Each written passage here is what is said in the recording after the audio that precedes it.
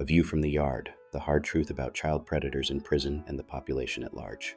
I spent 2 years at High Desert State Prison, HDSP, in Indian Springs, Nevada, a sprawling complex of concrete and steel that houses over 4,000 inmates, some of the state's toughest from small-time offenders to death row. As a mixed-race guy, white, native, and a bit of everything else, I navigated the yard as a solo warrior after rejecting the prison's racial politics. I was in general population, surrounded by the usual mix of gang affiliations and racial cliques, but I got a clear view of the protective custody, PC inmates too. From my cell window, I'd see them being walked to chow or the yard, their heads down, escorted by guards.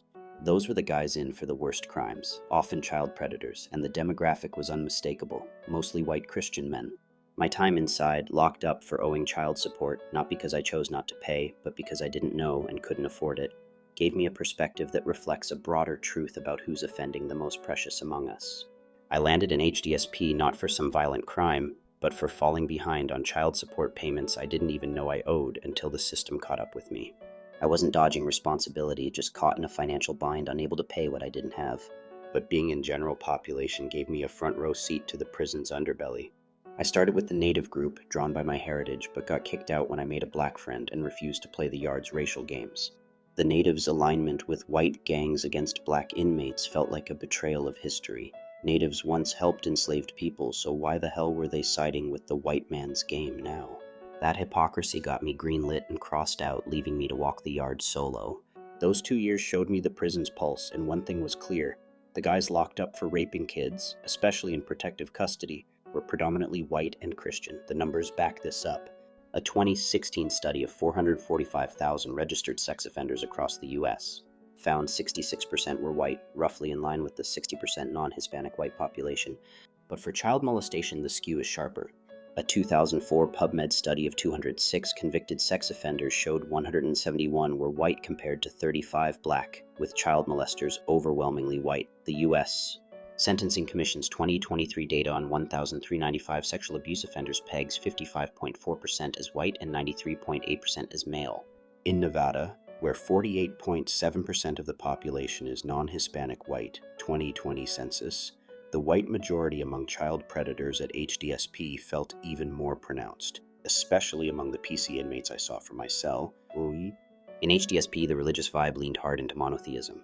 I'd estimate over half, call it 60-70% based on national prison data, were Christian, with a smaller but noticeable chunk of Muslims, about 9% per a 2012 Pew Research Center survey. Nevada's 59% Christian population, 2020 Pew data, meant most inmates, including sex offenders, claimed that faith. You'd see them in chapel clutching Bibles or flashing crosses, some genuine, others fishing for parole points or gang clout. But the PC units, where child predators were often housed for their safety, told the real story. Those guys, shuffled to chow or the yard under guard, were mostly white men, and most identified as Christian.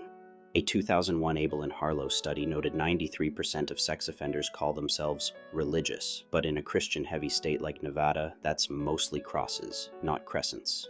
The hypocrisy hit hard. I saw natives at HDSP align with white gangs against black inmates playing a divisive game that spat on their own history. Meanwhile, the same system that preaches family values often shields predators until the evidence is undeniable. A 2018 study of 326 Protestant church abuse cases found most offenders were white male pastors or youth ministers exploiting trust in religious settings, and that's just the ones who got caught.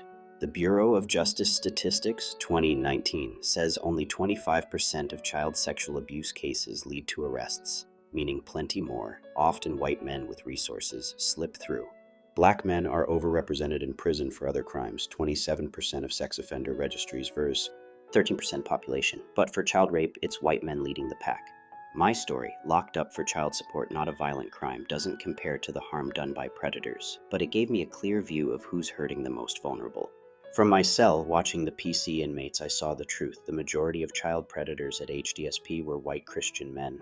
This isn't about bashing a group, it's about facing reality. The system's too slow to confront its own, letting these guys hide behind faith or status until kids' lives are shattered. By inmate Willamtam 5029, aka Sin Famous Gamer.